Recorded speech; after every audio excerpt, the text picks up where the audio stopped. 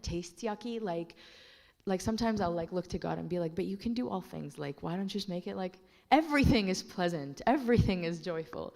But in his wisdom, he has created this yucky medicine, but to elicit certain results that are for our good. Like, I want you to imagine this with me, and I can't be the only one, but imagine life without the fear of loneliness. Now, I don't know if you're like me, but I feel like I'd be like ruling the world somewhere. Like, I'm held back so much by this annoying feeling that God has allowed in my life. Because if I did not struggle, like if their loneliness was not a thing, like why marry? Why would I need to, for example, in my marriage, if I feel distant from Mina, pursue him? Like, be like, Mina, we need to like sit together and talk. Why do that? Like, I don't feel lonely, who cares? Why? God has allowed this for that reason. Why would I need to have integrity in my relationship with my friends? So what if they go away? Who cares? I don't like, so what, right? Loneliness is like an accountability check. You could lose friends, you could lose your spouse, you could be lonely, you could be alone, and all of a sudden in our mind as humans, we're wired for like, no, I don't want to do that. We have 2 boys, and the older one is very similar to my personality, unfortunately, and the younger one, by God's grace, is similar to Mina's personality, so we got one right. So they love playing soccer together, but Zico, the older one, is a very like dominant personality and wants to crush the competition. Like, that's the purpose of the game, okay? I must win 50-0. Taban Leo does not like this game. It is not pleasant at all. So oftentimes when I see the boys, even with their sisters, playing outside soccer, it's always the same fight. Like, Zico's being unfair, he fouls and then not calls it a foul, and so I have learned through the years that if I let nature take its course, what's gonna happen? Typically what happens is everybody leaves the game and Zico has nobody to play with because he's being annoying, okay? So he's like, no, that wasn't a foul, or Haram Leo scores and he's like, no, that didn't count because of blah, blah, blah, and he's like so convincing, and the other kids are just constantly losing and he's constantly winning. Then the next day comes, either if they last, the next day comes and Zico's like, yo guys, do you want to play soccer? They're like, no, we want to stay in here and do our chores. And he's just like, come on guys, but it's like natural consequences. He's now feeling the loneliness or whatever it is because of his lack of, now it's almost like teaching him naturally. Socially, as humans, that's what happens. We learn. God allows that to be a natural teacher for us. We are created with a need for connection in our design. So God created us with this need of belonging, need for connecting with others. And this is what prompts us to be pleasant people. And this is what prompts us to seek peace among our relationships because we don't want them to end. I remember Abuna Anthony Msi, I quote him often, forgive me. He talked once about, I think he was one of those like series, and there was a very first one in the marriage series. And he was talking about Adam and Eve and how Adam was given the task of, before he met Eve, before he had a partner or anything, he was given the task of naming all the animals. So he's like, he sees 2 lions, a female and a male, and he says, Mr. Lion, Mrs. Lion. And then he sees elephants, Mr. Elephant, Mrs. Elephant. And he sees the turtles, Mr. and Mrs. And he sees all these different species and creatures, all male and female. And Abuna was saying, naturally, he looked at himself and he said, where's mine? Where's my partner? Where's my female? And in that feeling of what's going on? Why am I alone? God allowed him to desire something that he's going to give him. He allowed the loneliness in order to tell him, yeah, it is something you want. Here it is. So let's step back and look at the word loneliness. Loneliness. Okay, it's literally, well, I think it's loneliness is like being alone, right? So I was kind of wrestling with the meaning of this, and I was like, why wrestle? Let's Google define it. The Google definition of loneliness is a distressing state of mind. I like this word, distressing. It's distressing. A distressing state of mind that occurs when there is a gap between a person's desired social connection and their actual experiences. So you have a desire for certain connections, You feel like it's not actually happening in my experience, so you get distressed. That's what loneliness is. But in my own words, it's a state of discomfort, lack of predictability, and very uncomfortably to me, it's a state of lack of control of my circumstances. I love controlling my circumstances. That's like where I feel like safe almost. If I can just like make sure I know what to expect, I can manage things, make them more comfortable, less comfortable, but it's in my control. Loneliness puts me in a state where I cannot control my circumstances. And this reminds me of the wild. It reminds me of, actually, we have an annual camping trip. Okay, if anybody likes camping, camping is the wild, okay? And we have this annual trip that we go to with some like 20 to 30 families from our church. I don't know why, okay? It's chaos. I want to say I don't recommend it, but we go every single year. And every single year, there's this joke, especially among the women. And why are we doing this again? Like, ligay bin 100 children and just like put them all in the beach all at once. We're all just like chaos. Nobody knows where their kids are. It's crazy. We're all sleeping on the floor, for goodness sake. And many people every single year would come. Don't we have houses with a ceiling and walls and protection from the elements? Why are we here in the wild?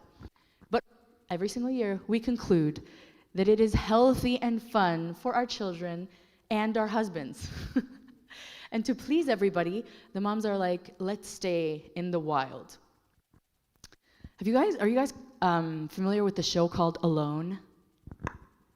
Alone, okay. So Alone, some of us are familiar with it. It's a show, my husband like loves watching this. It makes me very uncomfortable because I know for a fact I can't do that. And when I feel like I can't do something, then I just don't like it. It's a problem.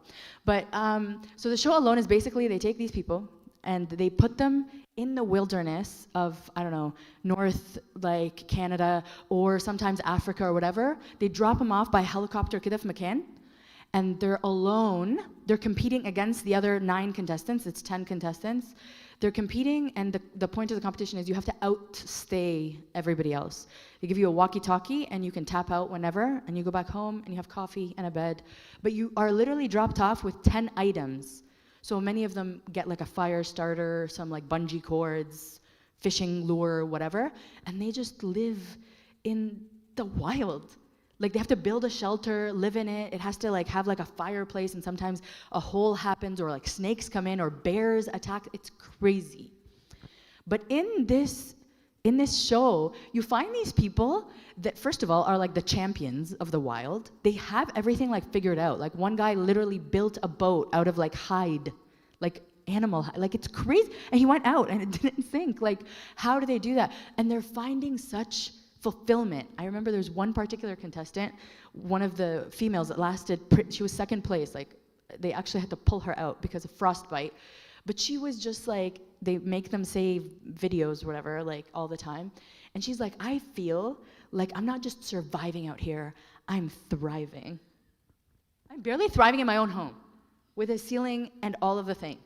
It's crazy. They have found such grace in the wild that they're just like, oh my gosh, this is amazing. These uncomfortable feelings that we were talking about are like the wild to me. There is beauty, there is serenity, there's time for reflection, but there's also the elements, and there's also discomfort and fear and exposure. Sorry, does someone have a question? No? Okay. So in the wild, there's loneliness, but like I said, there's abundant grace. I'm going to share with you a story of, I think this was Abuna Bishoyl Antoni that shared the story. There was a man who came to him, and he said, I don't have, like he usually plans out his 12 months of pay, like rations it. And he's like, for January to December, this is my like savings, okay? And he's like, that particular year was a difficult year for him, and he only had 10 months rationed, and he was very stressed out. So he came to him, and he's like, how am I going to be able to do this year? It's going to be so stressful, blah, blah, blah. He's like, Entayes, you want that solution? Get 3 roasted chickens and come meet me here tomorrow. He's like, what does that have to do with anything? He's like, just get 3 chickens and come tomorrow. So he's like, okay. He got 3 roasted chickens, came tomorrow. So he gave him the address of a poor widow, and he told him, go give her these 3 roasted chickens. So the man went over, and knocked on her door, and it's a widow that has just one son, and she opened the door, and he's like, I have 3 roasted chickens for you. And she's like, oh my gosh, she's so overjoyed. She's like, Lord, I knew you would provide. You never ever leave me. You never desert me. I knew you were going to provide. And she took 1 chicken from his hand, and she said, thank you so much, and she was saying bye, and he's like, no, that you get 3 chickens. She's like, no.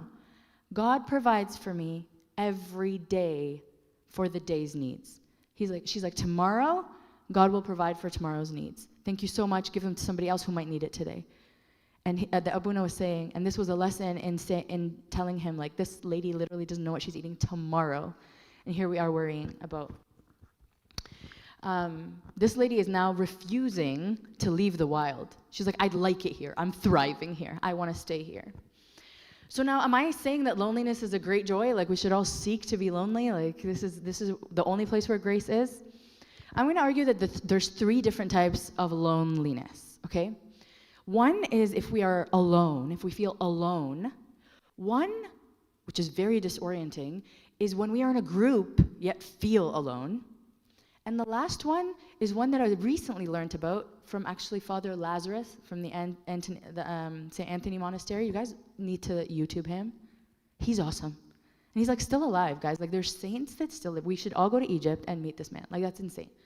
So he lives in solitude, but does not have the negative feelings of loneliness. So the lonely feelings are not there, even though he probably should be the most lonely out of everybody because he literally lives alone in a mountain. So we're going to go through these 3 types of loneliness, and I'm going to give you a medicine for them because, like Jack said, once upon a time I used to be a pharmacist. I don't think I should really even bear this title anymore. Like, it's so, like, it has collected so much dust. But I will give you 3 medicines, and every medicine is a particular fruit of the Spirit, okay? So for the alone one, for the in a group one, and for the solitude one, we have a different fruit of the Spirit. So we'll start with alone. When you really truly feel alone, you're not even in a group, maybe it's like you're seeking a relationship and you don't have one, or you want more like to meet friends, or you just went to a new place, or whatever it may be, you feel alone. This is like a bitter feeling. It's like you feel isolated, whether physically, or it could also be like emotionally, or even psychologically. Something that recently happened to me to teach me this lesson was I realized that some people with certain disabilities, in their disability, feel like no one understands them, no one sees them. They feel lonely and alone in their disability. In Psalm 142:4, it says, "Look on my right hand and see, for there is no one who acknowledges me. Refuge has failed me, no one cares for my soul." I remember a particular incident that happened to me when I was probably late teens, early 20s. I grew up in a very strict home. My parents did not allow me and my brother to like see our friends outside of school. Like we had to go to school and come home because that's safer. Like that's just how we grew up. What? Pardon? Oh yeah. That was just like the expectation. We were not allowed to really do anything at all. So I remember one particular, it was a chemistry exam at university. I wanted to study at Tim Hortons, and that was like not allowed in my family. But past university, I went took the train on the way home, and instead of just driving straight home, I stopped a little bit in Tim Hortons to study for my exam. And my parents found out, and I got into a lot of trouble. This is a true story. Like hardcore, it was bad. Like I was like so bad. Tim Hortons, it was the one on Burnhamthorpe and Central Parkway. It was not like, listen. So I went home and I just felt so like such injustice because I'm like, I was studying in a Tim Hortons. Like this is so unfair. I felt so alone already as I was getting in trouble. And then after my mom gave it to me, she went downstairs in the backyard, so I'm upstairs and the windows are open, so I could hear my mom talking to my dad about me and how I'm just not obedient. So they were talking to each other, so I went to my brother to talk to him, and he had already started dating Hiba, his now wife, but they were dating at the time, so Hoa can add in the room on the phone with Hiba. And I felt so alone. I felt like Marco has Hiba, and my parents are talking to each other. They have a friend in each other about my injustice. Like, nobody is here to listen to me. I felt so alone. I remember that moment looking at a picture of Jesus in my room, and I was like, justify me. Justify, like, fight for me. Because I just felt so alone. But the fact is, God has a plan. That is really the foundation, the rock that we can stand on. It's difficult to stand on it, but that's the reality that will give us solid ground to stand on, and especially in those moments, right? God has a plan, and he's doing something with this. He's doing something with it. He's equipping me with something through this really bitter medicine. Unfortunately, the devil knows how yucky this medicine is, and he not praise like praying, like pray. He is, sorry, is that the right? Yeah, he looks for prey in us. Yeah, right? I'm like, oh my gosh, what am I saying? He preys on this feeling by shaking our faith. That's his like go-to when we feel alone. Does anyone even care, Gigi? Like, no one even knows you're sitting here in this room crying. Does God even care? You say, or he says, or people say he cares. Does God even know what he's doing? What positive can come from this? You're alone and no one knows about it. What if you're alone like this forever?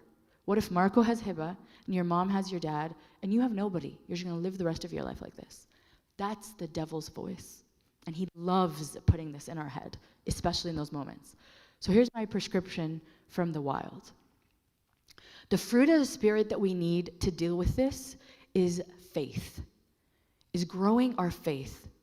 Now, is that like a 1, 2, 3 step process? Of course, I would love that. But let's step back for a second and talk about the fruit of the Spirit. I was recently talking about my favorite 2 fruit, joy and peace. But this is going to be about faith. A repeat from what I was saying at that time. When we moved to the farm 5 years ago, this was my very first introduction to growing anything in a garden. But I learned that there is a very long road that ends with fruit. It's not like, I want strawberries next month, so like, here's some seeds, grow strawberries, and then it just happened. Like, that would be amazing. Honestly, like, as naive as I was like, okay, like, it can't be that hard. Like, I can even get the little starts of tomatoes, مثلا, okay? So I'll put them in the ground, and the tomatoes will grow. It's not like that's completely out of reason, but there's so much that goes into getting a good harvest, good tasting tomatoes, like staking it up. Like, who would have known? You have to do so many things to get this fruit, the tomatoes. There's nothing actually more mind-blowing than growing your own food and seeing the whole process from seed to food.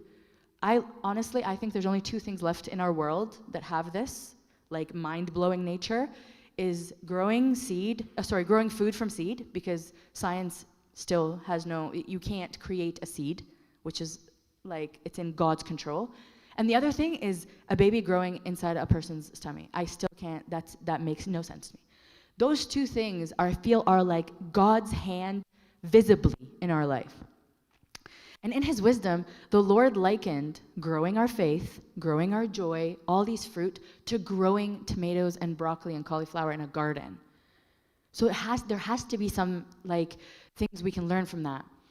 Because they are the fruit of the Spirit, the only reliable source for them is intimacy with God. So let's go back to that feeling of alone.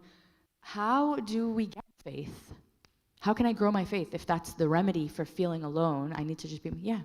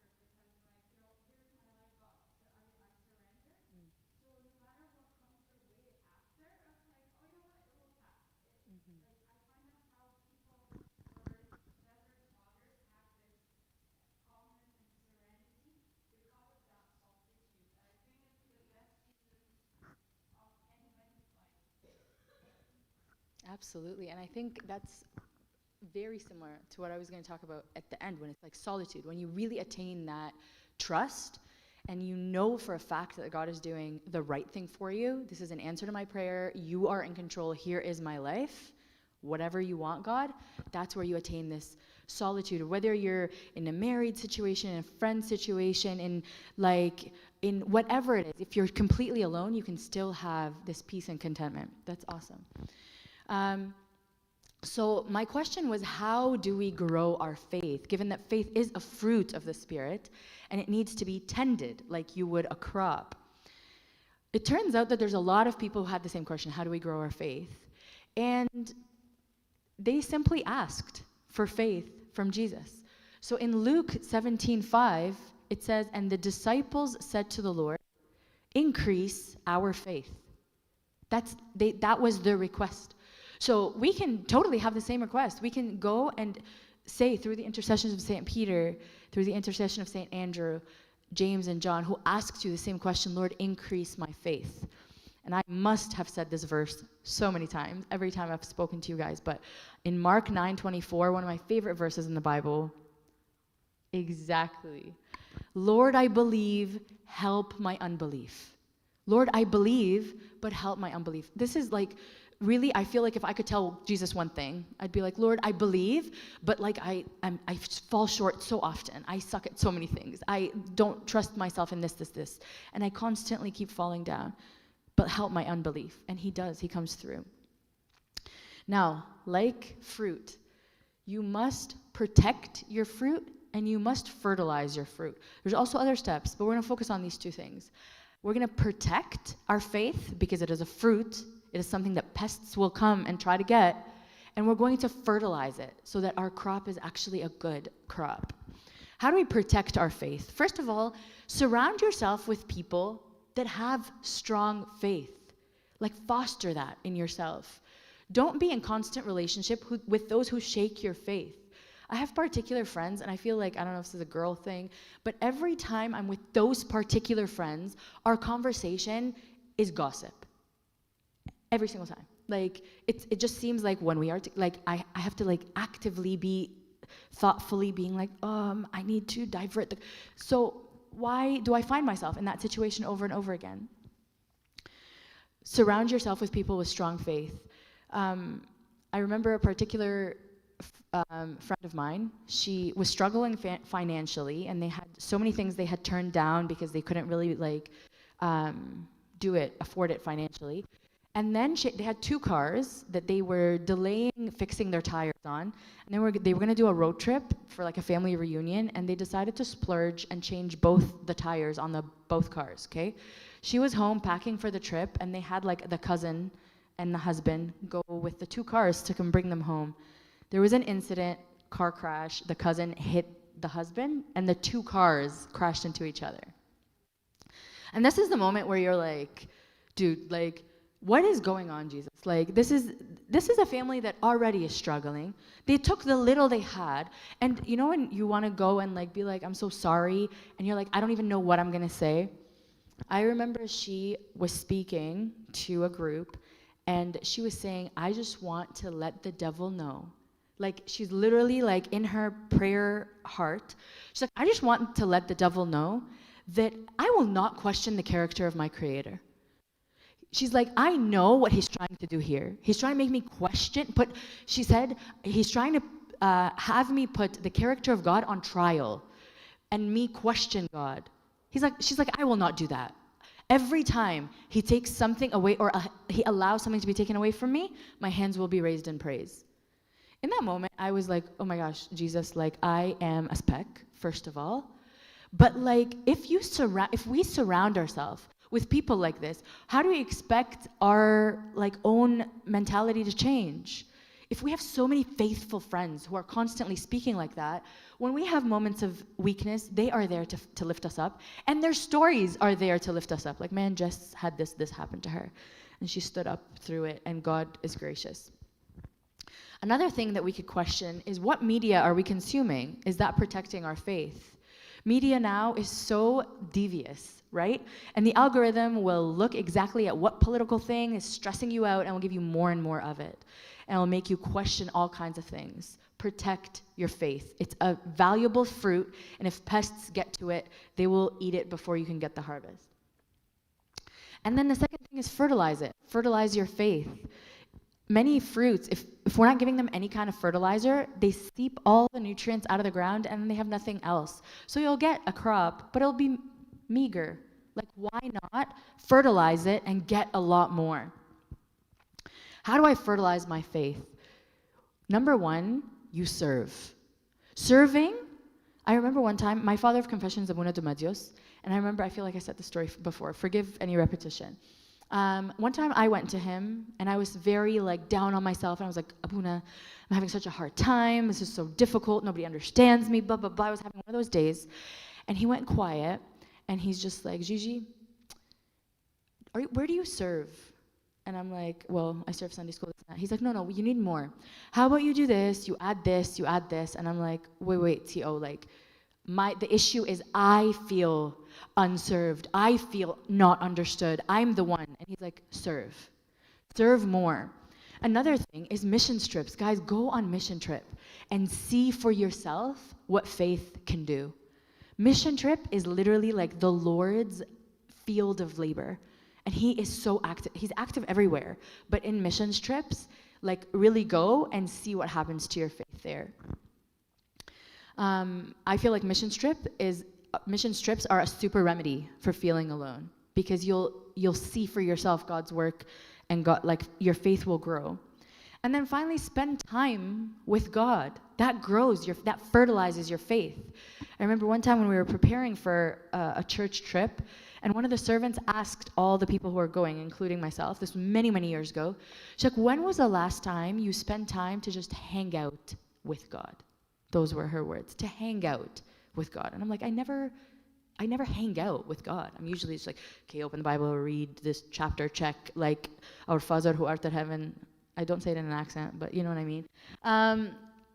But try hanging out with him and see what happens to your faith. Again, because it's a fruit of the Spirit and you are nurturing the Spirit, it is only natural that it's going to grow the fruit.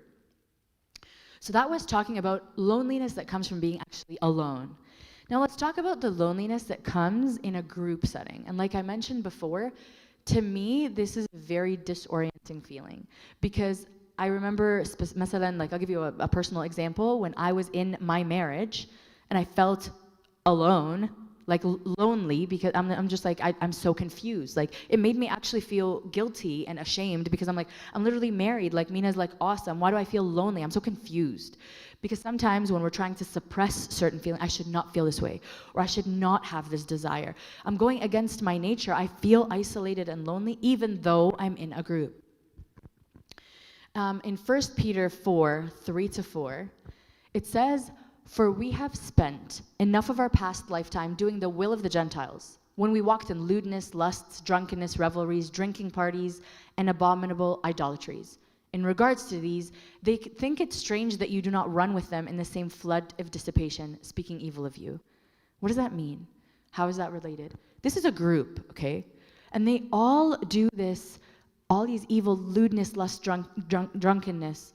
We spent enough of our past lifetime doing the will of the Gentiles. We were trying to fit in.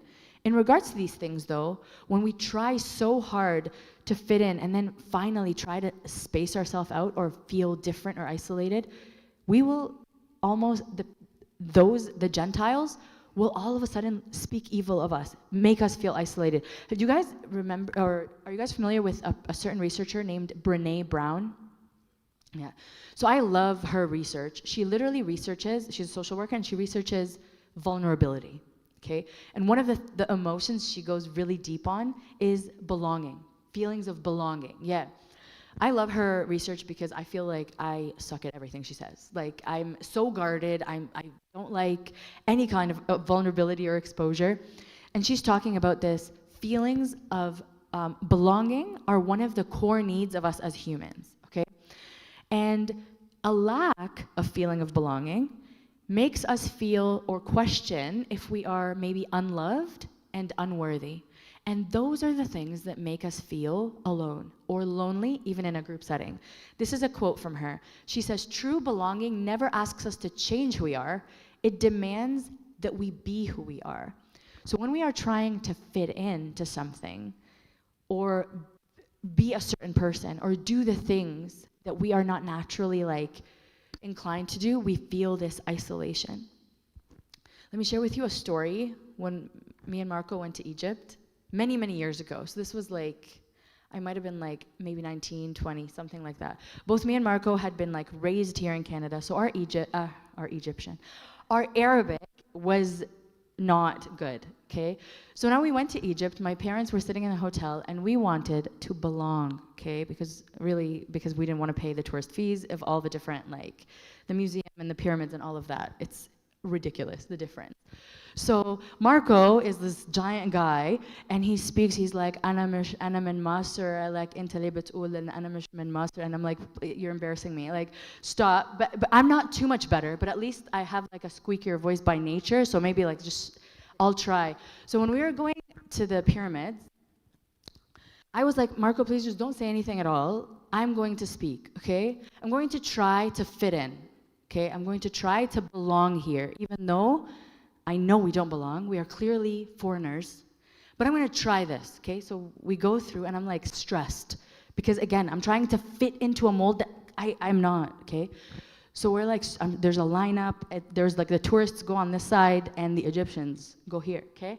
So I'm like, we are Egyptians. So Marco's not going to say a thing, and then we're walking through, and the people in front of us, they're walking in, and I'm trying to practice in my mind how to like speak, yani like, yeah, ayo, ana Masriya, whatever. Like, I'm trying so hard to like replay it in my head, and then I'm stressing, and the guy's like, "Into Masriyin?"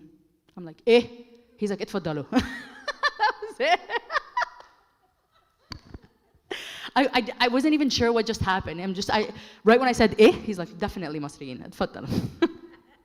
But even going in, like my point I'm trying to make, it's like a joke, but what I'm trying to say is, even inside, we knew we didn't fit in here. We stood out. It's stressful, it's isolating, and we still feel like foreigners. Do you guys remember someone in the Bible that even though he was among his brothers, he was still a foreigner? Joseph is a good guess. But well, it's true, he did. But there was one more that wasn't even acknowledged as a brother. Come on, it's easy. Yeah, David. Do you remember David, when Samuel came and said, "One of your sons is going to be the king," he's like, "Here are my sons." And he like stood them up without David. Like, how rude. This is from 1 Samuel. Then thus Jesse made 7 of his sons pass before Samuel. And Samuel said to Jesse, "The Lord has not chosen these." And Samuel said to Jesse, are all the young men here?" Then he said, "There remains yet the youngest, and he is keeping the sheep." Yani, like, oh, أتفكر في ده. Like, he's kind of like an outsider. There is a lack of belonging here. Well, what is the prescription from the wild? How do we deal with when we are in a group setting and yet we feel like outsiders? We feel isolated. I argue that the fruit necessary here is patience. Patience with yourself. I really honestly feel like most of the times we are going through a phase of loneliness in a group setting like this.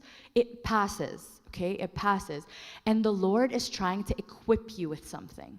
So patience with yourself and patience on the Lord. He knows what he's doing. There's a plan here.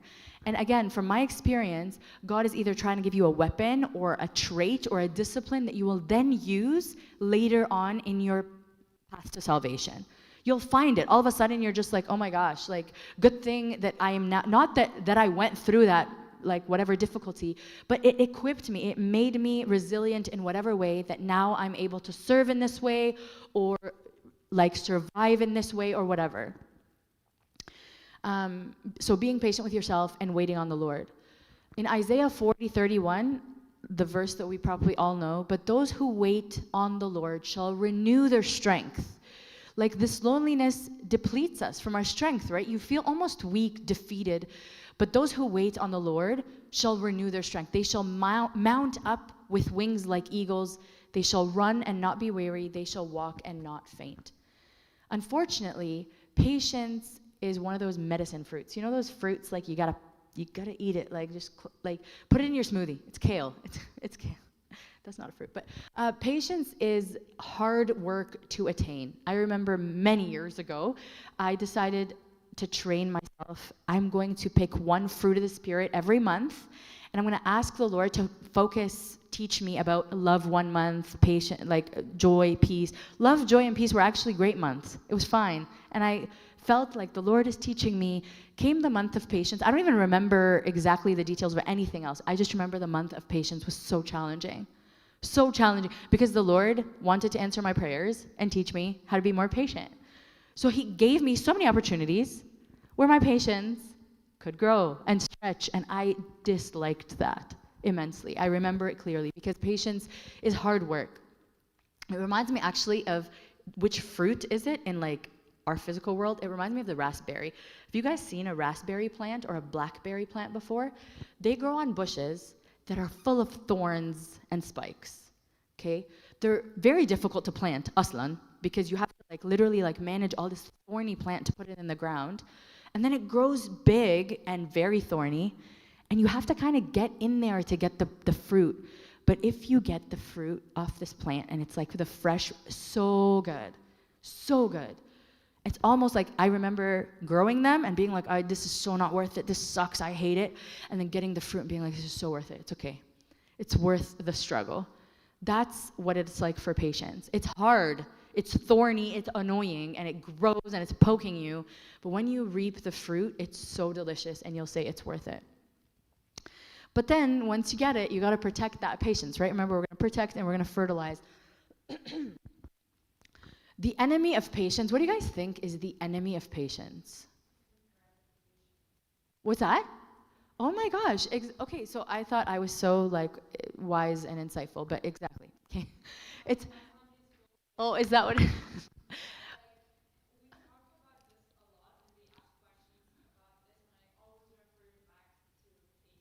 Mm.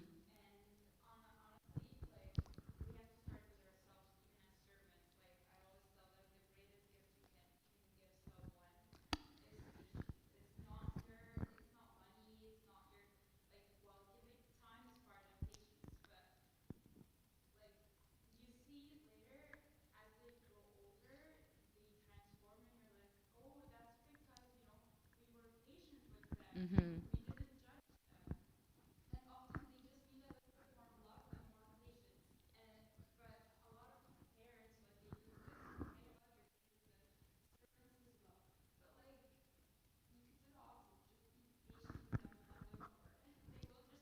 Mm-hmm. Into God, if you wait on the Lord. It's what the problem is, the thorns and the thistles on that raspberry plants are so annoying. They're difficult to deal with. But so you called it instant gratification, which I totally agree with. I just put the word as convenience. I think we live in a very dangerous world right now when it comes to convenience. Really dangerous. Like, I'm talking like this is not a simple word that I've used. Dangerous is a strong word. But we are living in a world where we have become so accustomed to such a high level of convenience that discomfort jolts us. Like, I'm talking even minor discomforts jolt us. Like when we have to wait at the fast food drive-through for an extra minute. For goodness sake, get your act together, Tim Hortons. Like this is crazy. Do you guys remember there was a video that went around? It was called, they titled it First World Problems. Highly recommend also to see that. It's literally African children standing in front of their like mud houses and talking about our first world problems. So in their little like African accents, they're like, I hate when the Wi-Fi is not far enough to reach my marafsh whatever. I hate when my phone runs out of charge. And one that is very, very personal to me, because that's for real. One girl is like, I hate when I say no pickles and they still put pickles. I'm like, that's a real thing. Like, I said no pickles. But it's such work. Like, I get upset. I remember one time I was pregnant. Oh, baby. They put pickles in my sandwich, and even if I remove them, it smells like pickles, yo. Like, I said no pickles. And it was like this convenience that I felt so entitled to, even though, for goodness sake, Gigi, chillax. Like, where is the patience? Like, how far has the devil taken us at this point that we are so demanding of that level of convenience? It's gotten to the point where we live in an artificial world, I think. We live in an artificial world, so far from the wild. This is not how God intended it. Like, God did, like, this fruit thing that I'm talking about, like, honestly, when I learned to grow fruit, it was so foreign to me. Whereas for years, centuries and centuries, people, of course, you know, that raspberry bushes are thorny. Of course, you know, to shade a cauliflower or else it's gonna turn yellow. Duh, Gigi. Like, I'm like, what? How do you know that? Like, what's going on? That's just what everybody did. And I live in that's a real thing. So when I'm going to share with you a story that happened just literally this past week, okay? And it's kind of like a very small example of convenience, but just shows you where we have come. So we live, again, on a farm. So we decided this year to try raising our own meat chickens, okay? So the chickens that I buy from Walmart, they're already prepackaged, and you don't know that they were alive. There's a convenience to that, actually, because you're just like, it's okay, and I'm going to take it. It's nothing. It's not a big deal. When you raise your own from chicks, they're a day old, they're the cutest, fluffiest little things, and you raise them until they're a week and a half, 2 weeks, and they're just strong enough to go outside, but with a heater, and then you let them out in the sun, and they like bask in the sun, and they're so happy, and then they're like 4 weeks, 5 weeks, and they're starting to smell, and you're mad, but you still do the bedding because you're just like, they're cute, and that's what we're gonna do because we want to get them to like grow and be healthy. And then at 6.5 weeks or 7 weeks, this past like week, Mina's just like, okay, we're gonna take them to the processor. We call it the processor. It's actually a butcher, okay? It's the processor, okay? And we're gonna take them, you have to drive them to the processor in the morning. We do this with pigs. And for some reason, when we take the pigs into the trailer, I'm like, Mina, you drive them. I don't even know where you're taking them. And later that week, I get sausages and bacon. I don't wanna know what happens in, okay, great.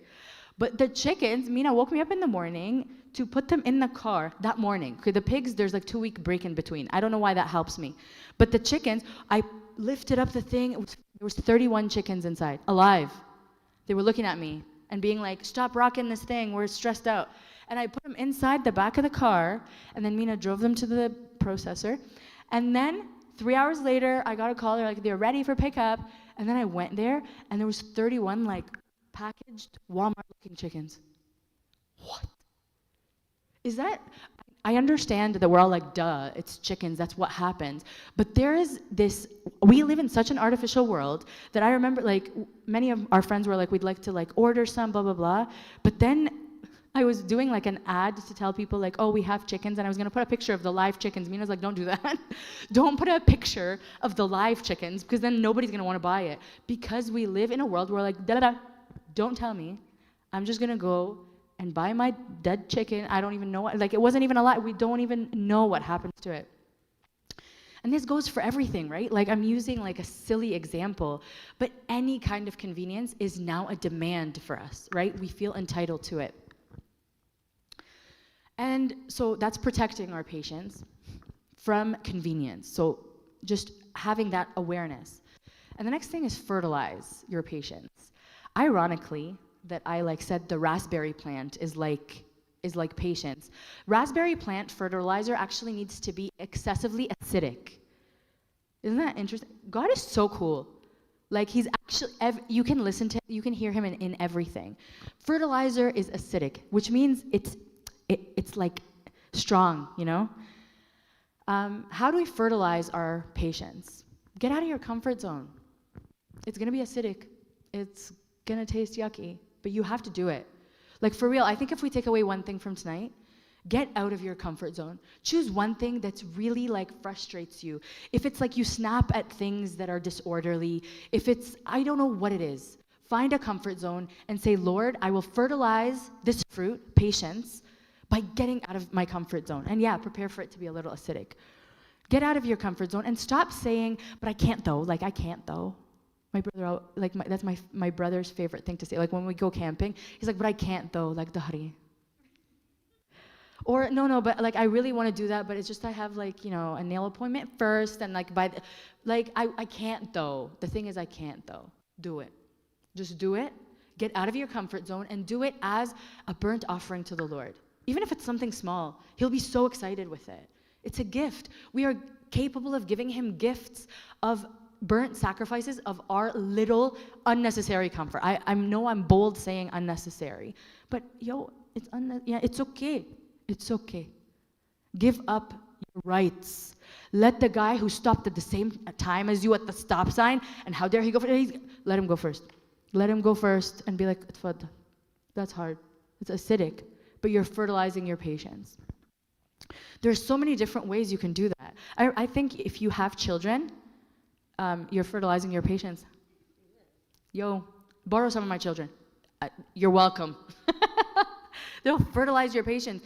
Some people, I have a big family, and some people will look and be like, "Oh my gosh, you're so patient." I'm like, it's not I'm patient because it's a survival tactic. Like, what am I gonna do?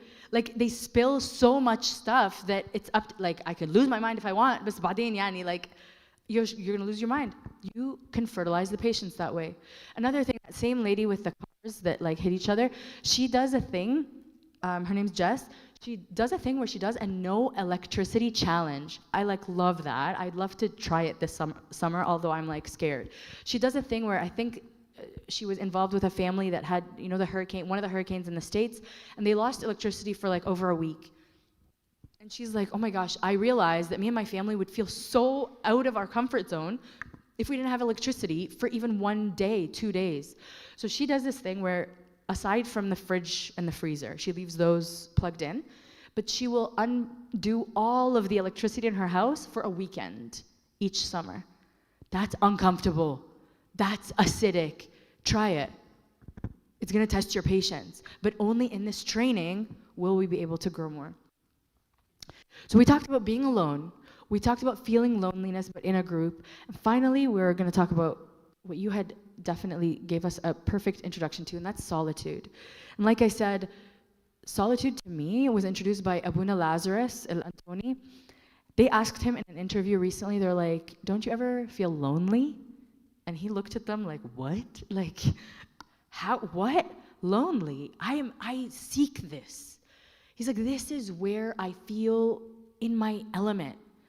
The element? Which element? Like, that's wild. Like, how do you feel comfortable? He's like, "This is what I want." There's no negative feeling with this type of loneliness. It's just solitude with no negative feeling. Because this solitude and this like peace and joy comes only from the Lord. It comes from the Lord, who has told us 1,000,000 times, "You are never alone." I feel like, I don't know how many times it says it in the Bible and in so many different ways, but dozens, hundreds, I don't know. It says so many times, you are not alone. It says, if a mother forgets her baby, I will not forget you. It says, your name is inscribed in the palm of my hand. Even the hairs of your head are counted. And we are here like we feel alone and isolated and nobody understands. And the Lord is like, I'm right here. The fruit of the Spirit here is joy, which is my favorite, because it tastes good, as opposed to the kale that we were just talking about. Joy to me is like the strawberry of the fruits, and this is a tasty one. So when we talk about protecting your fruit, this one really needs to be protected, because pests can smell it from miles away. The devil can pick up on your joy miles away, and he will be there to eat it. This is the story I shared recently about the strawberries.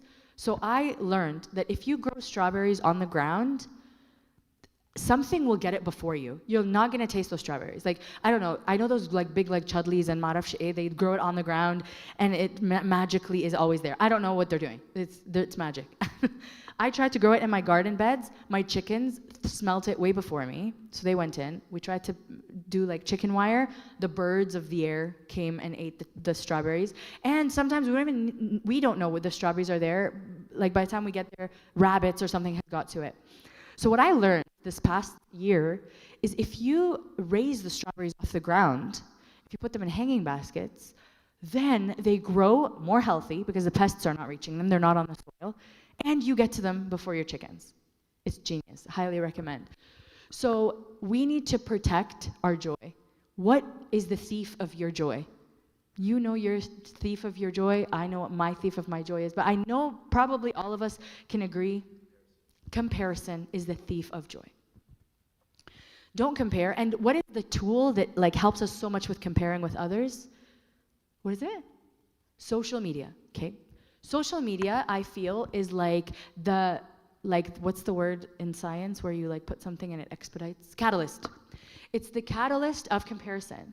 It'll give you, oh, do you want to compare to this person or these millions of people or these other millions of people who are all better than you at so many different things? It'll give you, at your fingertips, it'll give you tons of opportunities for comparison. And fertilize it. Do things that feed your spirit and bring you joy. When you have joy, it lends itself to this like, Lord, this joy is in you. I want to be alone with you. It will speak even a little bit like Abuna Lazarus. I want to be here. I long for my prayer time. I want to go into my room, close my door, and pray. That becomes a time of joy. And of course, if certain company or activities or whatever steal your joy, avoid these.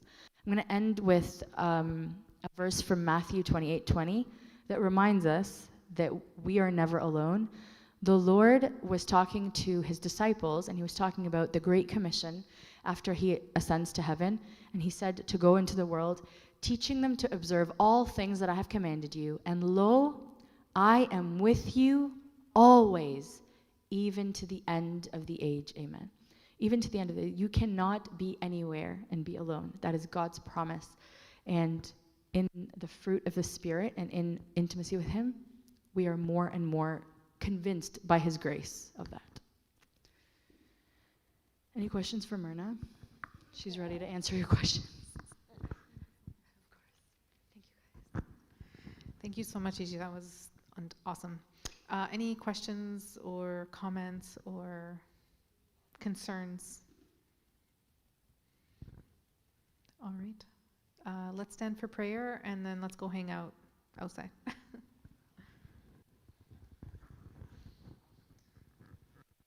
We'll just pray our Father together. Father, Son, the Holy Spirit, one God, amen. Our Father, who art in heaven, hallowed be thy name. Thy kingdom come, thy will be done on earth as it is in heaven. Give us this day our daily bread. Forgive us our trespasses, as we forgive those who trespass against us. Lead us not into temptation, but deliver us from the evil one. Through Christ Jesus our Lord, for thine is the kingdom, the power, and the glory forever and ever. Amen. In the name of the Father, Son, Holy Spirit, one God.